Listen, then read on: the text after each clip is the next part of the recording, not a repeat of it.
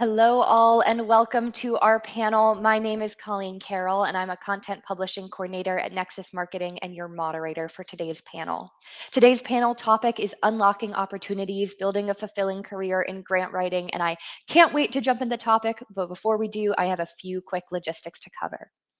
NX Unite is made in partnership with Nexus Marketing, and the NX Unite mission is to make introductions that lead to lasting relationships and serve as a hub for connection in the mission-driven sector.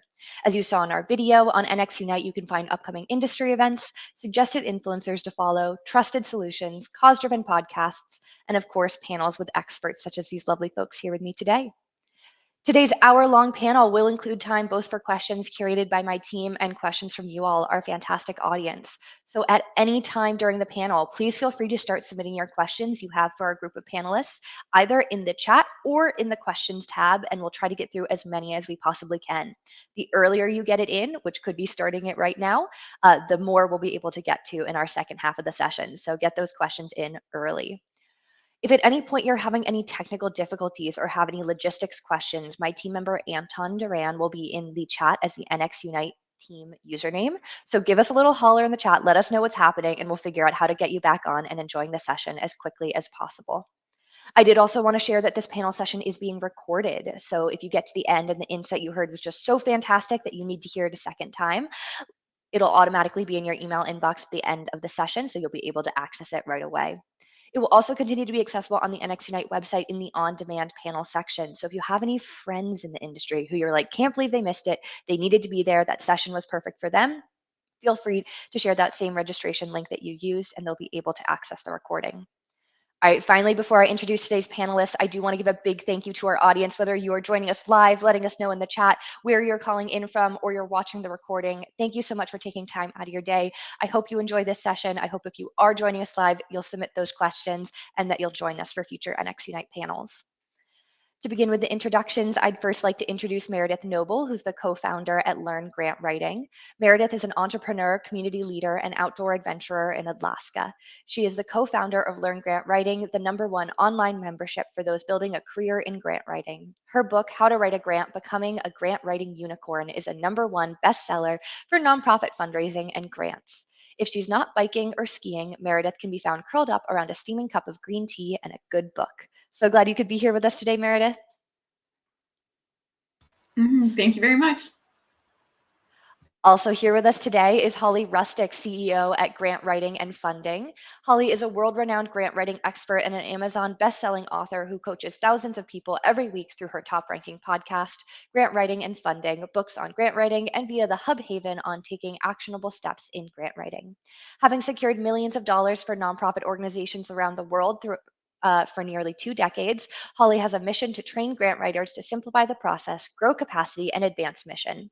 Hollly has an MA in International Political Economy, is a past president of the Guam Women's Chamber of Commerce, a former university instructor, and is an unapologetic feminist. Hollly lives on the island of Guam with her beautiful daughter, Isabella. Glad to have you, Hollly. Thank you and good morning. Also here with us today is DeaRonda Harrison, founder and president at June 1st Firm, a grant writing firm specializing in assisting nonprofits under new leadership transform their organization. She works to onboard and train their new grants team, reducing burnout, turnover, and lack of support. DeaRonda knows and understands too well why quality grant professionals are leaving nonprofits in droves and wants to be a support system to properly train and onboard those new to the industry, as well as more seasoned professionals. She worked as a partner with the nonprofit to lay the foundation for reasonable expectations among the entire team. So glad to have you, DeaRonda. Hi, thanks so much. Glad to be back. Also here with us today is Sheleia Philips, founder and principal consultant at SMP Nonprofit Consulting. A servant leader, Sheleia has dedicated herself to the growth and development of nonprofits for nearly 10 years.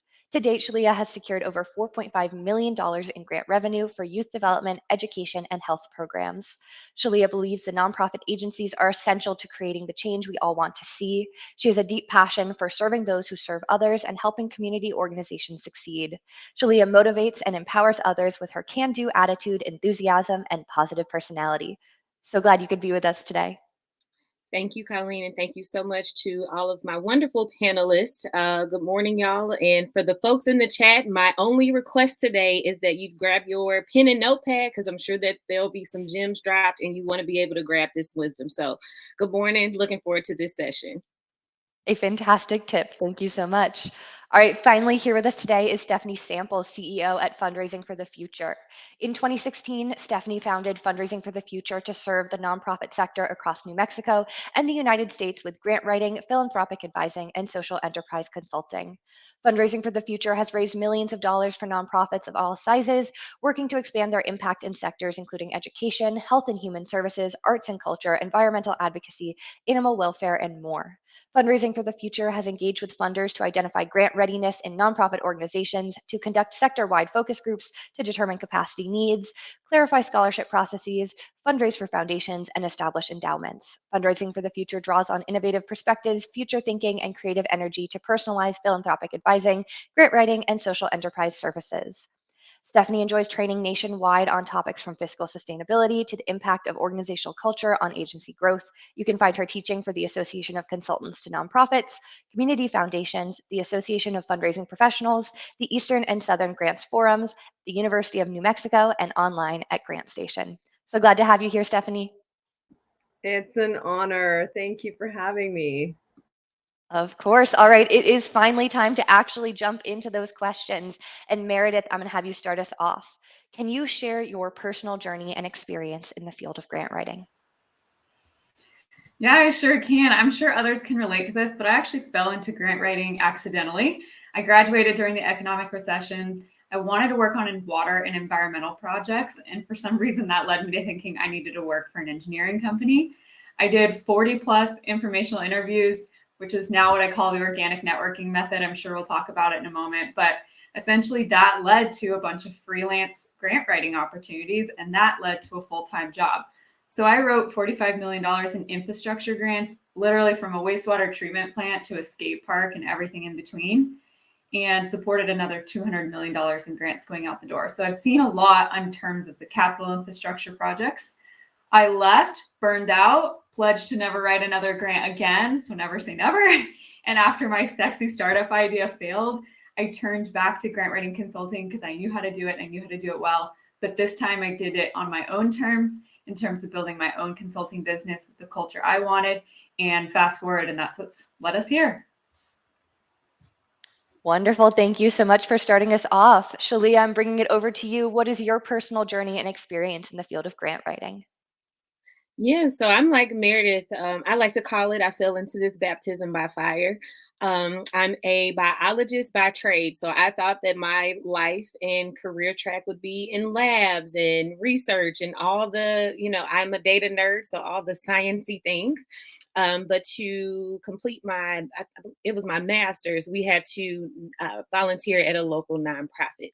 Now, for those of us who know what it's like to be in the 9 to 5, you wear so many hats. So not only was I the health and wellness coordinator and, the student intern, I accidentally turned into the grant writer while all of my other colleagues were working on special events. I freaked out. So I'm just going to be fully honest with y'all. I was not confident in my first grant.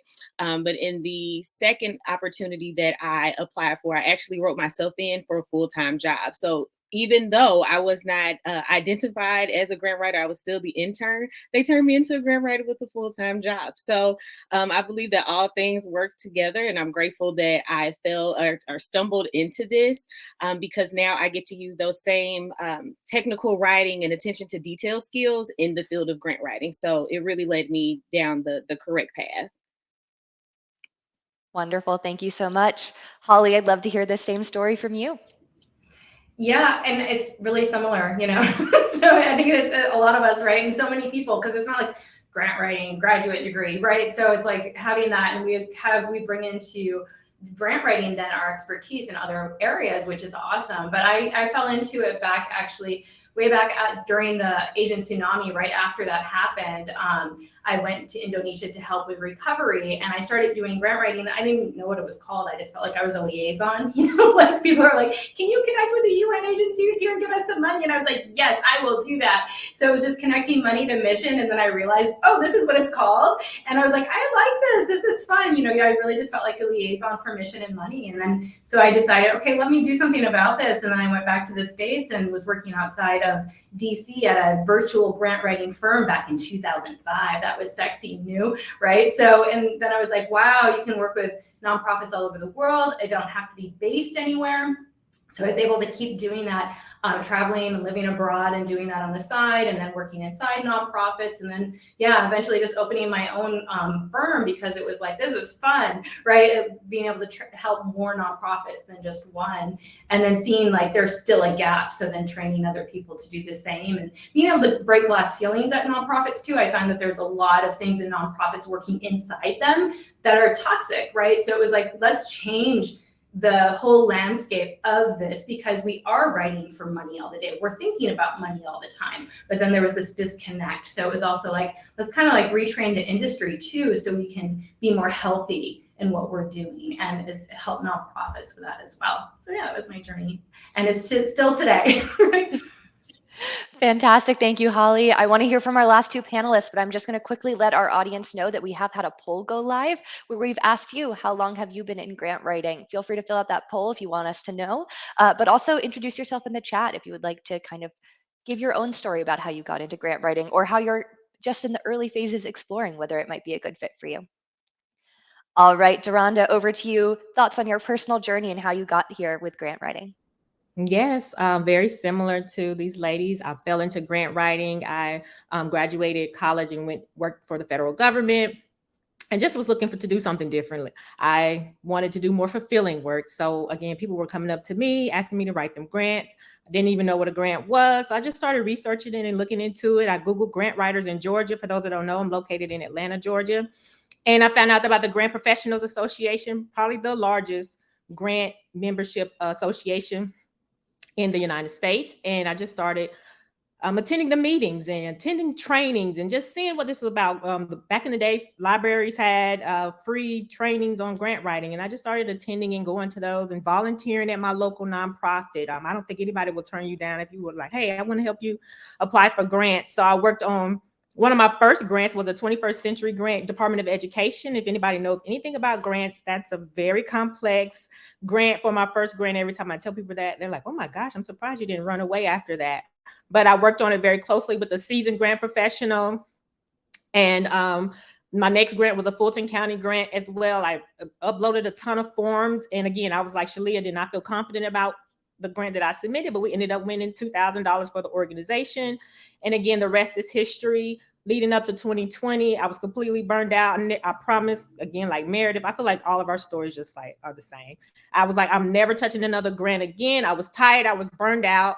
And then I was able to leverage my experience at working at toxic nonprofits that had great missions to really guide and help others in their journey as well. So then I launched and really help a lot of consultants launch their grant writing business. They come to me asking questions, how to launch, how to get clients. So I work with them a lot in that area. So that's how I've gotten to where I am today and won up to $35 million in grant awards. Wonderful. Thank you so much. All right, Stephanie, I think you know what question's coming your way. What is your journey with grant writing? It has been such a journey. I love hearing everyone's stories, and I get to go last, but I just want to say I'm so grateful that we're all here in terms of we're cooperating, not competing right now in sharing this space. And there's so much unnecessary competition in the grant world among nonprofits and among people who are servicing them. So it's amazing that we're here and even doing this. Thank you, Meredith, for putting it together. I started in education. I had 7 years in international education and got my master's and was roped into becoming a grants chair at my student professional government association. And so I oversaw a team of 90 grant readers and hosted grant writing trainings and handled the back end of a matrix for student research funding. And I'd never written a grant before, right? I was just a humble volunteer. So I got to be on the backside of that whole process. And it was so dynamic. I really relate to that, connecting money to mission, being a money magnet and seeing how there were pools of funds that were unused and hordes of people who were looking for funding to do their work, and being the bridge was so much more synergistic than anything I'd touched in education. I was hooked. It was so satisfying. And after that, I worked for a national nonprofit, a regional nonprofit, and a statewide nonprofit writing grants. And then I realized I really like getting under the hood. I like seeing what everyone else is doing. And is there any way I could work for more than one organization at a time? And things just exploded, and now I get to see grants coming in every single week for a variety of different organizations. And that lights my heart up and makes me so happy. So here I am, an educator / money magnet. I still work in education, but grants are my thing. I think they will be for a while. Fantastic. Thank you, Stephanie. Very quickly, I'm going to turn our view to the audience. Looking at that poll, 36% of you said that you have been working in grants for 5+ years. 27% said less than 2 years.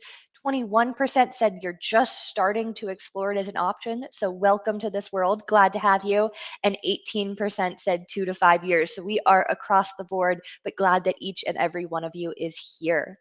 Hollly, I'm going to have you start us off with our next question. What are the various career paths and opportunities available for individuals with grant writing skills? The world is your oyster. And I say that with full confidence because grant writing is a skill for any industry. As you hear, we're all coming from different industries and backgrounds, and grants are available. I've seen people, and personally, I've been able to go into jobs, so like job offers, and be able to get jobs above other people that may have more of the job description there, and I didn't fit all the job description, right? But because I have grant writing, they want to hire me, right? Because you have grant writing, this happens all the time. They want to hire you because you have something that you can do, return on impact, return on income. Grant writing is very much kind of known. It's like this thing, people know what it is, but they don't know how to do it. So it is so valuable, and it is a skill that sounds kind of mystical, right? And technical. And in a lot of ways it is, right? We're kind of demystifying that, but we do bring this technical aspect to it that does relate directly to money. So in any industry, people pick up on that and they see, wow, this is something that can be used. So within for-profits, nonprofits, government, any type of work, grant writing is one of the skills that can get you, across like laterally into other platforms, into other industries if you want to work, or it can get you up the ladder, right? And it can get you quicker there than almost any other skill, right? And you can start your own business. You hear all the ladies here. We have our own freelance grant writing firms or agencies or companies.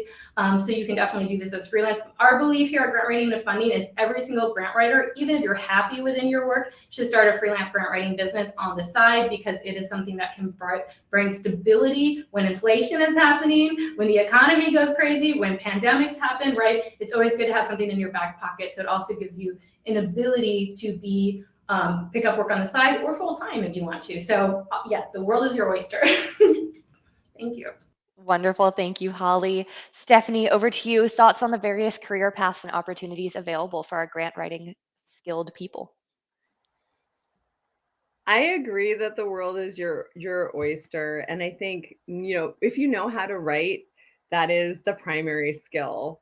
If you want to run your own business, you want to run a part-time business, you have an elderly parent that you're caring for, or a young child that you're caring for, and you want to flex schedule, you can build your workload. I have a friend who likes to ask me, how is your boss treating you this week? And it just makes me laugh, because the question is really, how much work am I putting on my own plate? If you want to run a small shop and build a team, and you have managerial skills, and you're interested in sales and growth and building something larger than yourself, a consultancy is in your parameters if you're a grant writer and you have managerial skills. I also think we need more folks who can teach grant writing. So if you are a grant writer and you're a teacher, or you're a grant writer and you're a coach, there's really a spot for you. So maybe you know how to do it, but you can actually explain how to do it and show folks how to do it. And that's where your joy lies. Please begin to teach, because we're in need of people to teach grant writing as well. So many career options. And I love what folks said in the first round of learning by doing. You can take classes, but you don't have to have a degree. You don't have to have 100 hours under your belt of training. You can get some training and then learn on the job. And so much valuable information can be gained that way. So I just want to encourage anyone who's in that just starting, that 21% of our audience, don't be scared to start somewhere and be imperfect and learn as you go. Thank you so much, Stephanie. DeaRonda, over to you. Any thoughts on career paths and opportunities available? Yes, I always recommend for those starting out to consider being a subcontractor for a grant writing firm.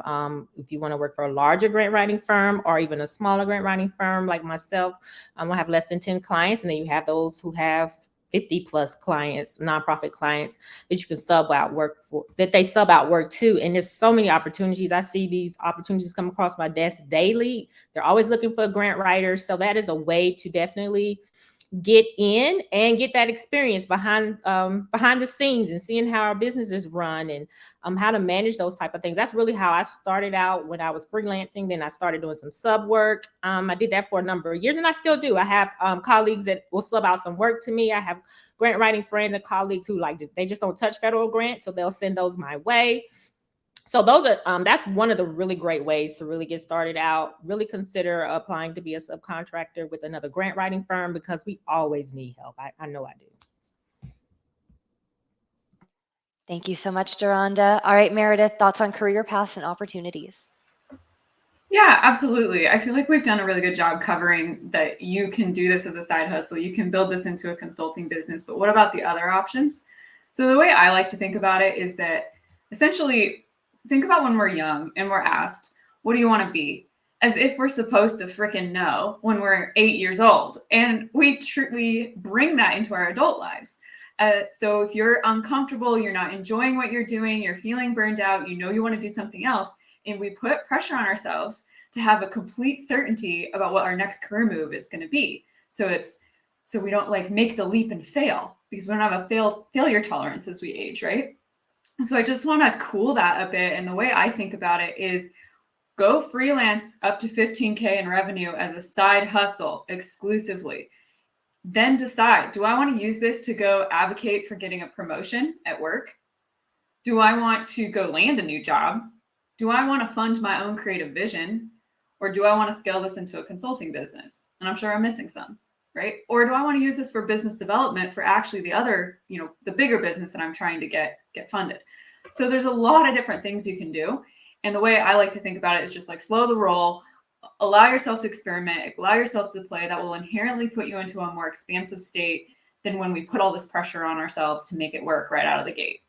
The only other thing I thought I could plug in here would be, yes, DeaRonda, you can definitely go get experience subcontracting under other grant writers. What a wonderful opportunity. And it can come with weird red flags. I do feel like this industry has a lot of essentially these glorified sweatshops for newbies, where they're going to work to a pulp. And consulting has a culture that is not conducive to what many of us are looking for in the quality of our lives, right? An expectation to be reached late at night or work through the weekends or whatever. And so I think a big part of what this group is all about is that, hey, let's redefine what business looks like. It's not a black and navy blue suit. It's not staunchy and professional and tall and boring, right? Let's redefine what it means. And that's the opportunity that we have before us. Thank you, Yeah, Meredith. also, I so agree with Guy. Calling out, Hollly, what even time is it in Guam, y'all? I was feeling bad for myself getting up at 8 a.m. in Alaska. What? Y'all gotta give Hollly credit. It's like early where she's at. Yeah, you don't want to know. That's why that's like dark in the back. I'm trying to put all the lights on. Hey, I'm trying to make it look like day and feel like it's day here. I'm excited to be part of the panel. We're excited to So have you and appreciative. Wonderful. All right, Sheleia, want to hear from you on this as well. Any thoughts on career paths and opportunities? Yeah, so I echo very similar thoughts to my fellow panelists, and I'll just speak more towards the roles versus like actual jobs. So when I think about the different roles and hats that I've worn throughout my grant writing journey, not only do we have like the very keen ability to communicate, but we're also project managers. We're also we're investigators. We're evaluators.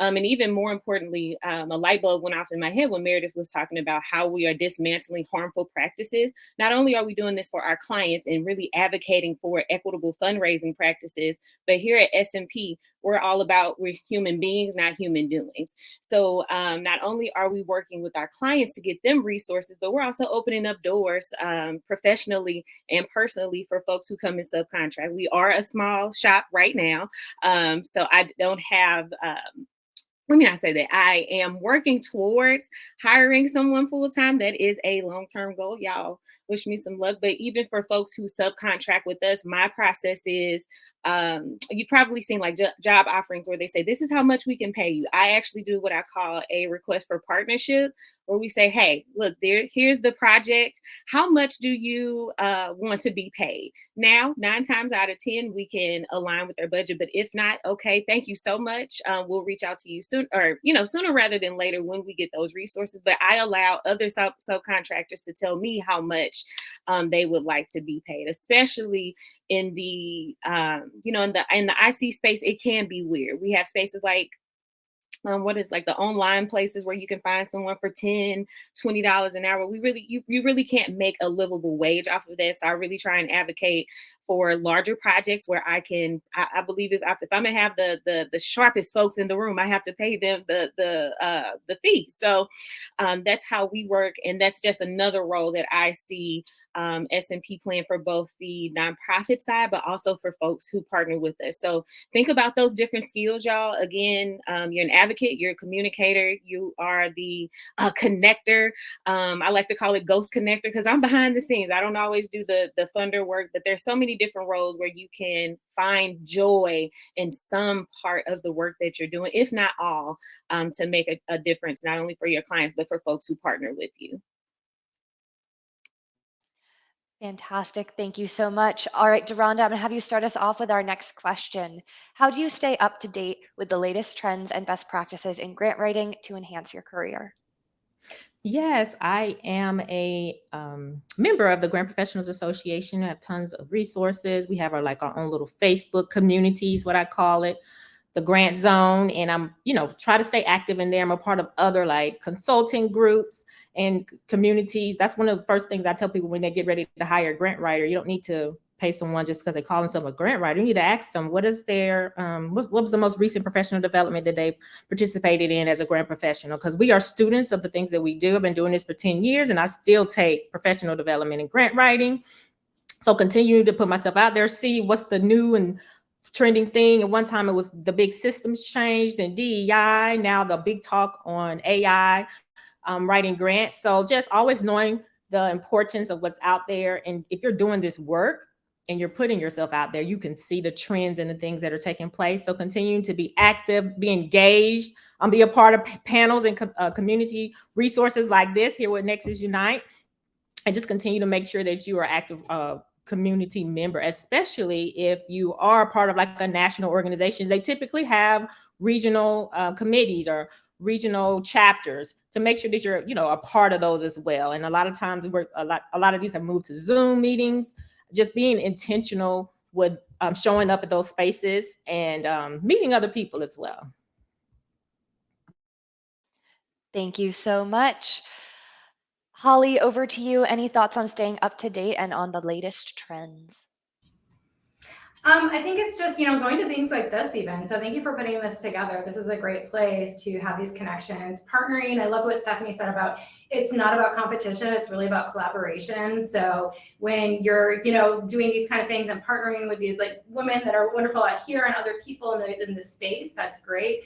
And of course, here at Grant Writing and Funding, we have our podcast where I invite guests that know more about certain things than me so I can interview them and stay up to date on that. It's always not about you needing to know everything. And I think people get overwhelmed and like, I got to stay up to date with everything. And it's like, you may have a certain niche, you can stay up to date with that. But overall, do things, collaborate, write blogs, invite people to write blogs for your website, podcasts, do different things, and just don't overwhelm yourself with it either. When it's important, it's going to get out there and you're going to know about it, right? So I think that's really good, but there's some great thought leaders in the space. Follow a few that you love, read their emails, see what's going on, and then communicate that and share that information as well, because it helps other people too to find that as well. Yeah.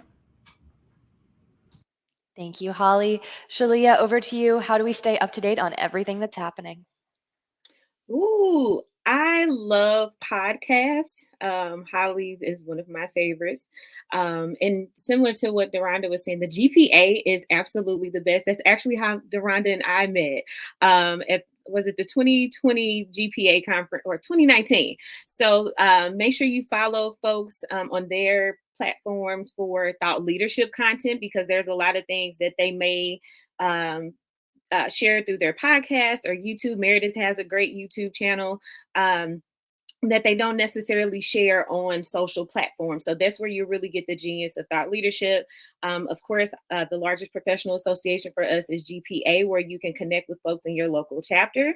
And then for me, I think one of the extra steps that I take, I love to read. So where there are spaces where you just want to learn more. A few of my favorite books right now are Decolonizing Wealth and Building an Anti-Racist Business. I believe that's by Trudy LeBron.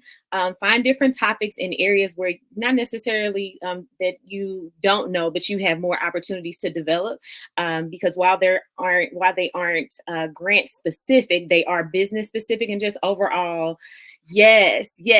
So if you all look at Meredith's window, those are the two books. You can find those on Amazon. Philanthropic sector. And then if you so choose to go into a consultancy, Trudy does a really good job of building it in a way that is anti-racist and really is anti-oppressive. So that's me. Reading, thought leadership, and GPA, so I can connect with wonderful folks like you all. Wonderful. Stephanie, thoughts on staying up to date with everything that's happening? It's basically all been said, but I do just want to say that Decolonizing Wealth was a book that totally changed my life. And my local United Way chapter led a small group facilitation for professionals in the field. And we walked through a Decolonizing Wealth training. And is it grant writing specific? No, but it's talking about the sector as a whole, and it revolutionized my thinking about philanthropy. And I'm a big picture person, so I like having that big picture movement to bring into smaller, like discrete activities.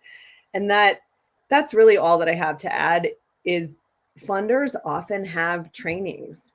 Funders provide us with a lot of information, and I constantly hear grant writers guessing what funders want, and as opposed to going to funders and attending trainings and asking questions and picking up the phone.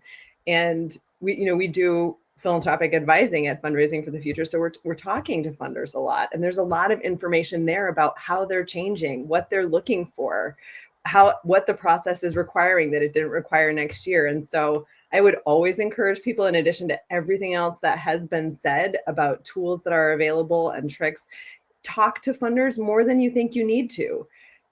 Just do that. It's part of our job. So, and I'll see you the rest of my time. Thank you, Stephanie. Meredith, any final thoughts on how to stay up to date? Yeah, I was actually thinking about this recently. So on Tuesday, I finished filming my audiobook, which was for the book from 2 years ago. That was the second edition. So first edition was 2019, second edition was 2021. And then just now, 2 years later, I did the audiobook.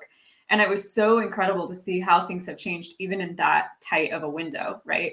To go from pre-pandemic to post-pandemic to post, like Black Lives Matter, not writing about what's wrong with the community, but what's strong with the community, like how we even change the nature of our writing.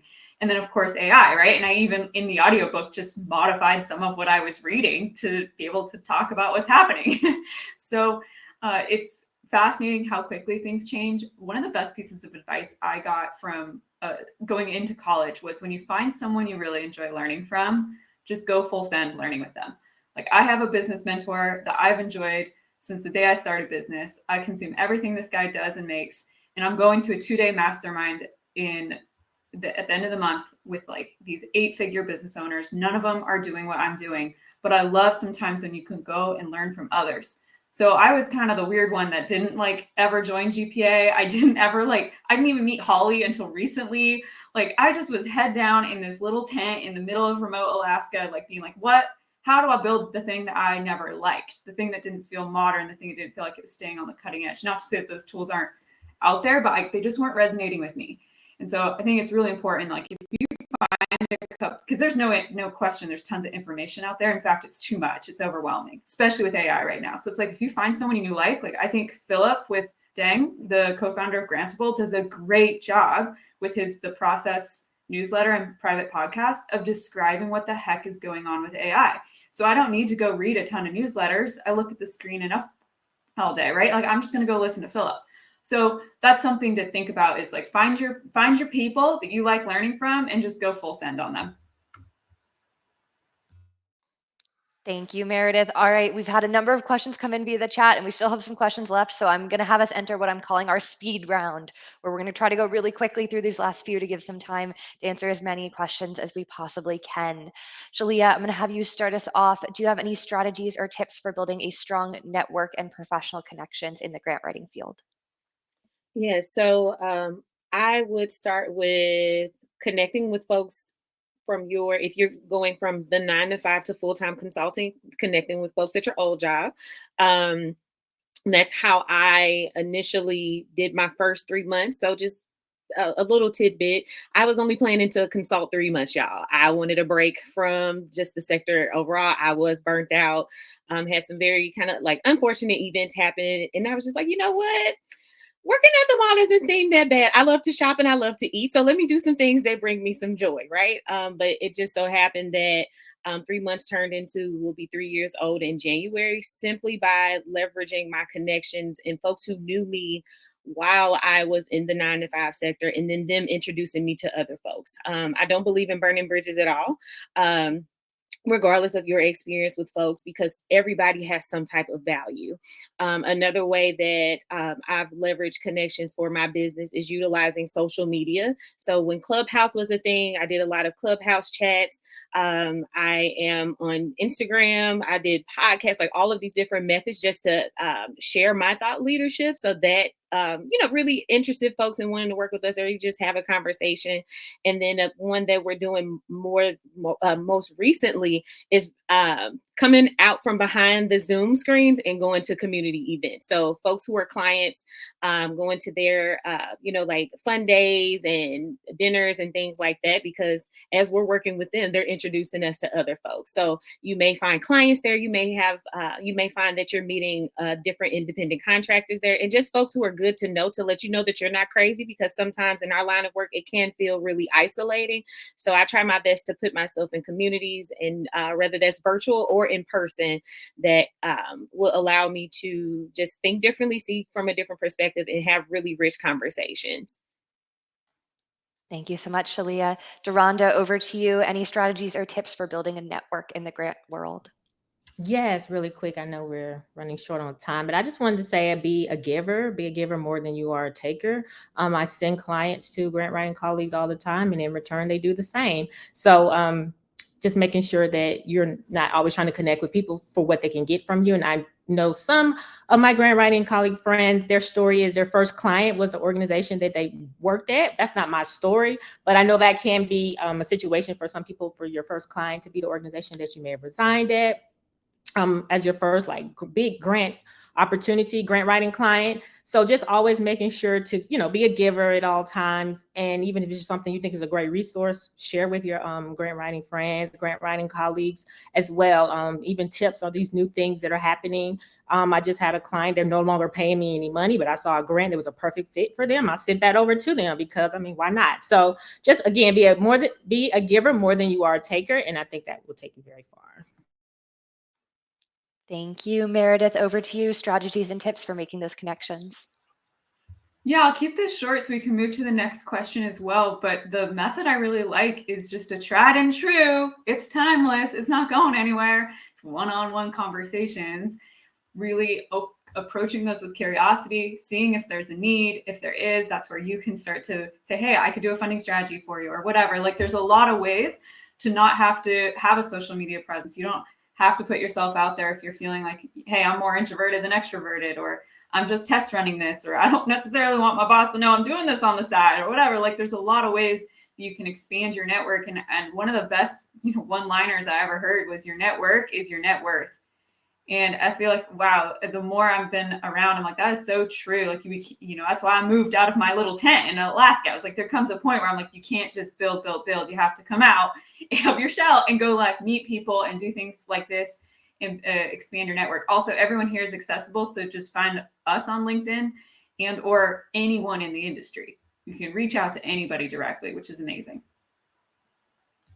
Absolutely. Thank you, Meredith. Hollly, any strategies or tips for building a network? Yeah, these ladies are saying it all. And I think I love that too about that, because so many grant writers are introverts, right? So I love that Meredith brought that up, like so many of us are.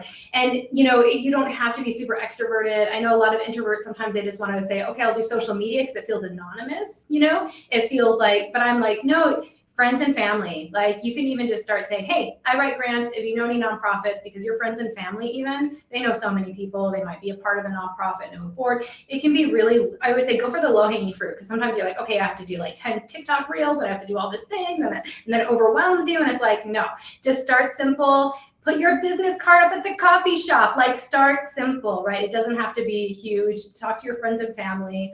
I love, almost so many people get jobs from where they worked out, they get contracted out because you have that no like trust factor, right? So just think, who do I know in my network, and start building out like who other professionals, lawyers, bookkeepers, other professionals you may know, to be like, hey, if you know anyone that needs grant writing, and send them my way. If I know anyone that needs bookkeeping, I'll send them your way. Just starting with that give and take as well. I love that. Be more of a giver than a taker, and just think of it like that, because there are so many clients out there. You guys are so many nonprofits out there that need your work. So don't think, oh my gosh, and get into lack. Think, I already have this huge network just in my community, right? And you can start there, and that's really the more low-hanging fruit.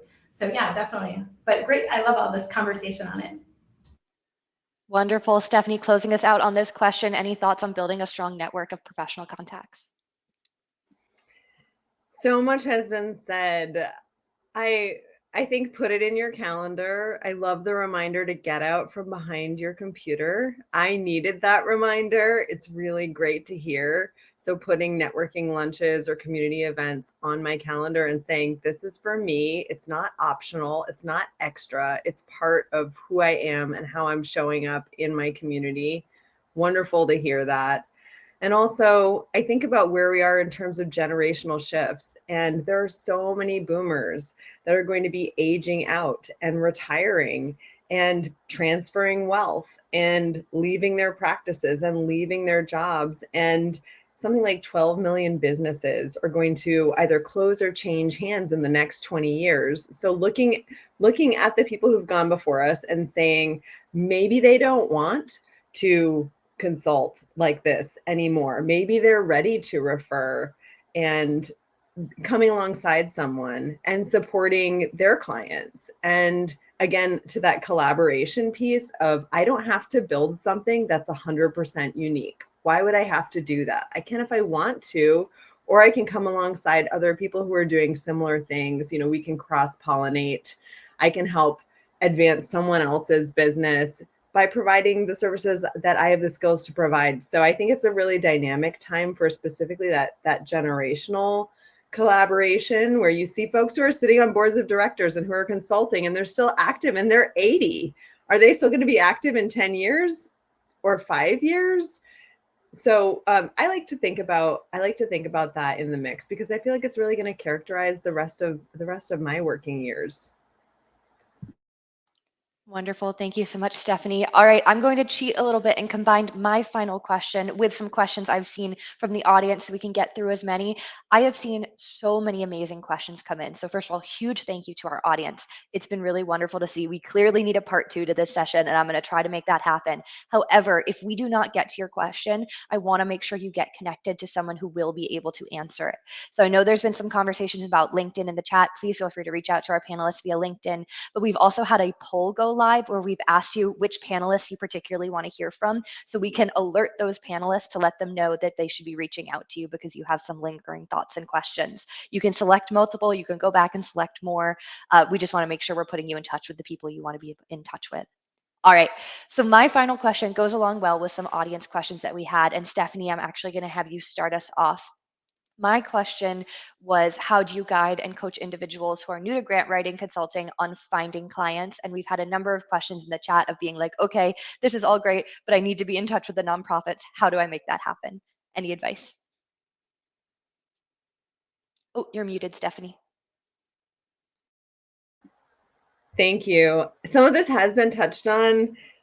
I think there is really an opportunity, low-hanging fruit, for working with organizations that you are familiar with. And I will say it's so empowering to go from a FTE where you have no control over the other duties as assigned that are added to your plate continuously, to being able to select your projects and come from a position of power in the services that you're providing. Do not discount orgs that you've worked with before in terms of finding new clients. You have the cultural familiarity. A lot of times you have the technical knowledge.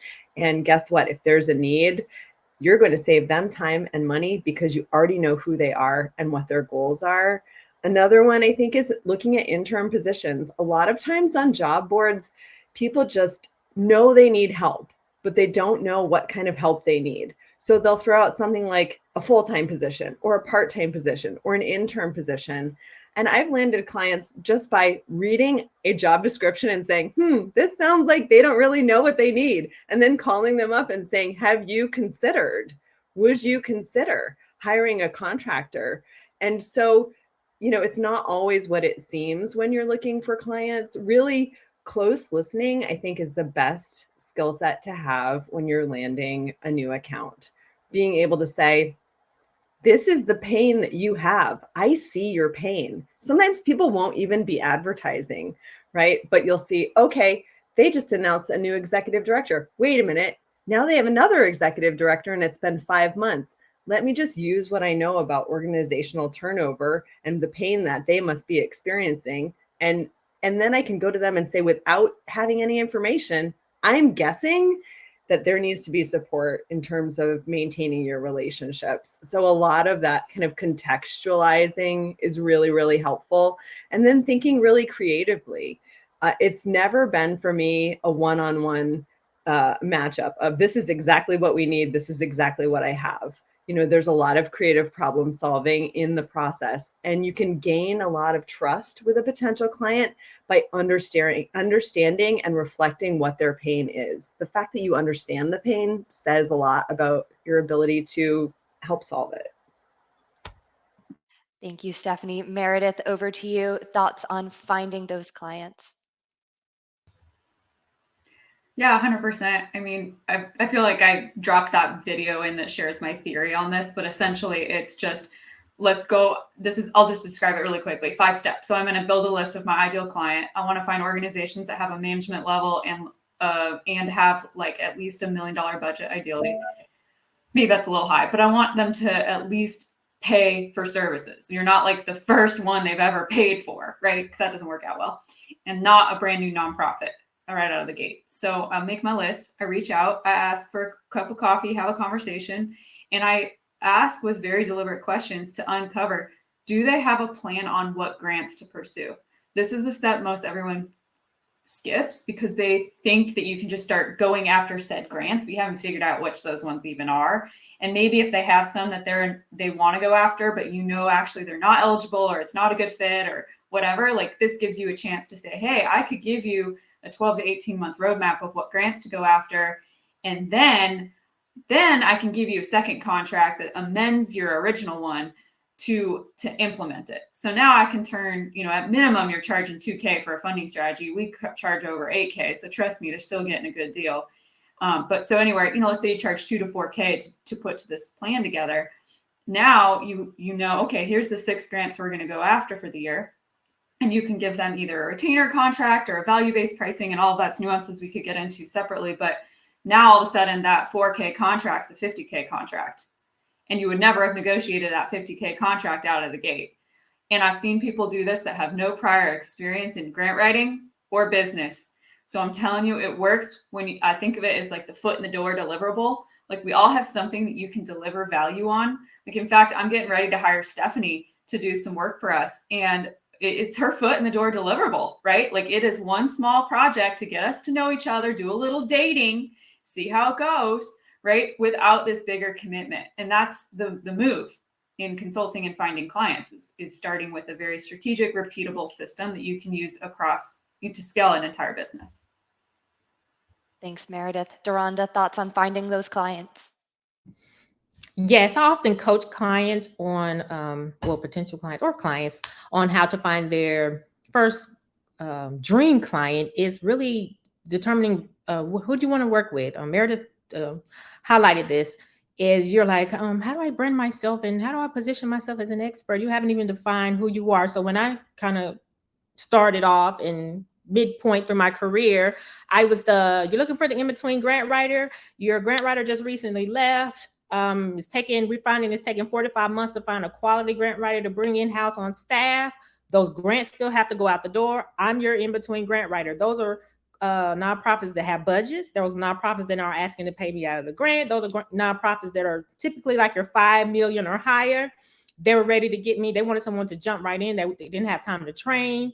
The director of development didn't have the capacity to do the grant. So that was my language and my marketing. So you need to position yourself as what is it that you do? What is it that you do well? If you specialize in working with smaller nonprofits, getting them grant ready. I have colleagues that do that and they love it. I don't do that anymore.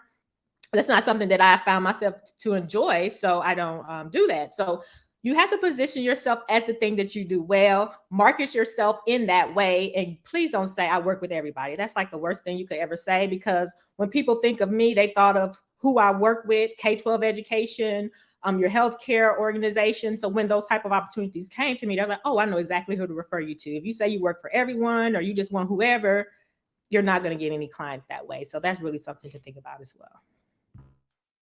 Thank you, DeaRonda. Sheleia, thoughts over to you on how to get those clients. Yeah, so I may be, I think about new clients in a different way. So here at SMP, we have different offers for different folks, meaning that depending on where your stage of development is as an organization, that determines what type of service that we're able to provide. So I'm one of those folks that enjoys getting organizations grant ready, but I don't do it in a done for you fashion. So for us, we do that either through a do-it-yourself online learning toolkit or through coaching. So we're walking with you hand in hand with that. But for our more established clients, that's where we go in with done for you services. So I really love that as you start solving one problem, you start creating job opportunities in the next. So when you are really good and you deliver in excellence, you have clients who want to be long-term, kind of like repeat clients. And it's not that we're creating new services to meet their needs. We are walking them through a trajectory, if that makes sense. So specifically going to Stephanie and Meredith's point, when we talk about strategy roadmaps, I immediately know, okay, great. We know that we're going to find 20 grants for them. And then how are you going to implement that? And that yields another long-term contract. The key, though, when it comes to solidifying those monthly partnership, what we call monthly partnership contracts, so that's 6 months or more, is that money talks. So as the data nerd, I love talking strategy and I love talking metrics, because 9 times out of 10, that's what organizations want to know. They either want to know success rates or how much money can you bring in the door. We don't go by success rates at all because that's completely out of our control. But we start talking about, okay, here's the ROI. If you're considering hiring us, here's our average ROI that we've been able to secure for our clients. If you are, for example, looking to hire someone in-house full-time, now there are implications where it is best for them to have someone in-house full-time just for their own culture. But let's just say they're a little bit more flexible. 3 things: time, overhead. You're saving time, you're saving on overhead, and to DeaRonda's point, you don't have to train us. Now there is a dating period for the first 4 weeks where we have to get familiar and really do like a lightning speed round on gaining institutional knowledge. But even then, it's less than that 90-day training period or probational period that you would have with the staff members. So my 2 pieces of advice is, if you do enjoy working with newer organizations and getting folks grant ready, if it's a passion of yours in some way, don't hesitate to make that part of your business strategy, not the whole pie. I can go on a whole spiel about that. But if you like working with organizations who are more established and want to work with them specifically and just want to know where, start thinking through what the value you're going to provide for them in time, money, and expertise to make them more, what's the word I want to say? Just to make them more amicable to securing your services. Wonderful. All right, Holley, any final thoughts on getting those clients? Yeah, just quickly, I'll wrap that up. So, because these are all great tips, there's so many different ways you can do it, and having a process and a strategy is important. But I love how we're also kind of going back and how we really come into this when we coach people on how to get their first clients and all of that, how to grow your client base, is knowing yourself. And I know that was kind of touched on, and I just kind of wanted to emphasize that a little bit more, is there's so many nonprofits out there. Even Guy in this chat, we were talking yesterday, and he's showing up, and it was like, he loves to do youth, community, and his mom was a grant writer. So I love that he introduced himself. I'm a 2nd generation grant writer. I'm like, yes, you are, right? Like, knowing yourself, like, that's so cool. I love that. But knowing yourself and who you want to work with, what lights you up. If there's a certain cause area, stay in that lane. Like, there's nothing wrong with that. You can become an expert. I got really well known for writing one federal grant, because I kept getting them, right? And then I was reviewing them, and I would, and then I got into it, and I would know all the ins and outs, and people would come to me, and I could take just once a year, I'm just going to write this one grant, right? Like, you can do that, and it was a grant I loved, right? Really passionate about. So get into knowing you, and then you can figure out the rest from there. But if you don't know that, you're going to be getting clients here and there. It's going to feel disjointed. You're not going to get ideal clients. It's going to be all over the map. So the process, I think, comes after the purpose, right? And finding out your purpose. So I think that's really important. So just start there. Like, what lights me up? Who do I want to work with? Do I want to work with startups? Do I want to work with the larger organizations, right? And then figure out, well, my prices will probably have to be a little bit different. My product and delivery is going to be a little bit different then. So that's where you can really start from. And there's plenty, like I said, there's plenty of nonprofits out there for all of you guys out there to connect with and work with in your own individually unique way that will be, different than anyone else. So yeah, love it. Thank you. Thank you, Holley. All right, unfortunately, I do have to have us start wrapping up just because it was only an hour-long session, but I want to give a huge thank you to our panelists. I know if we were in an in-person setting, there would be a round of applause, so just know I'm sending that emotionally through the screen today. Also, a shout out to Meredith for sourcing all of these amazing panelists, saying, we need to have this session. This is the topic we should have it on. Clearly, we need a part 2, so you'll all be hearing from me. Thank you all for your time. Also, a huge shout out to the audience. It's been wonderful to see everything happening in the chat. I know we didn't get through all the questions. So again, please fill out that poll very quickly. Let us know who we need to put you in touch with so that you can get those questions answered. Otherwise, there's a packed summer of panels ahead of us. Keep your eye out on the NX Unite website for more grant panels, as well as general fundraising panels, general nonprofit operations panels. Keep your eye out on the NX Unite website, NX Unite LinkedIn. You can even find me on LinkedIn. All right, that is it for me. We have hit time. Again, a huge thank you to our panelists, and I hope you all have a nice rest of your day. Bye, everyone.